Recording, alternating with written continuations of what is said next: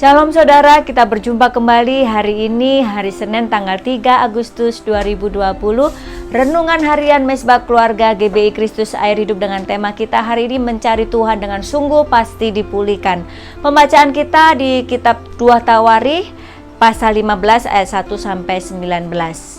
Ayat emas hari ini di ayat 4. Tetapi dalam kesesakan mereka berbalik kepada Tuhan Allah orang Israel. Mereka mencarinya dan ia berkenan ditemui oleh mereka. Saudara, tak perlu terkejut lagi bila manusia sering lupa diri saat terberkati atau dalam keadaan baik. Tetapi begitu sedang dalam masalah, kesulitan, kesesakan atau mengalami jalan buntu, barulah ia ingat kepada Sang Pencipta dan berseru-seru memanggil namanya. Suatu ketika bangsa Israel sedang dalam masalah yang besar karena kekacauan yang terjadi di mana-mana. Bangsa menghancurkan bangsa, kota menghancurkan kota. Mengapa bisa terjadi?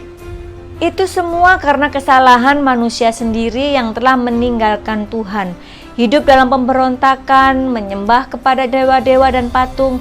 Maka Tuhan mengacaukan mereka dengan berbagai-bagai kesesakan. Untunglah keadaan itu tidak sampai berlarut-larut.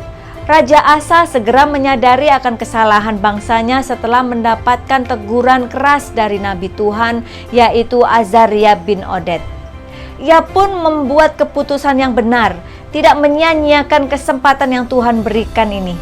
Raja Asa dan rakyatnya dalam kesesakan mereka berbalik kepada Tuhan, mereka mencarinya. Tidak hanya itu, Raja Asa memberikan perintah kepada rakyatnya untuk segera menyingkirkan dewa-dewa kejijikan dari seluruh tanah Yehuda dan Benyamin dan dari kota-kota yang direbutnya di pegunungan Efraim. Ia membaharui mesbah Tuhan yang ada di depan balai bait suci Tuhan.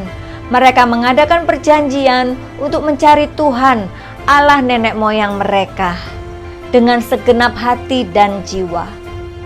Saudara, melihat kesungguhan mereka untuk berbalik kepada kebenaran Tuhan, hati Tuhan pun tergerak untuk menolong dan memulihkan keadaan bangsa Israel.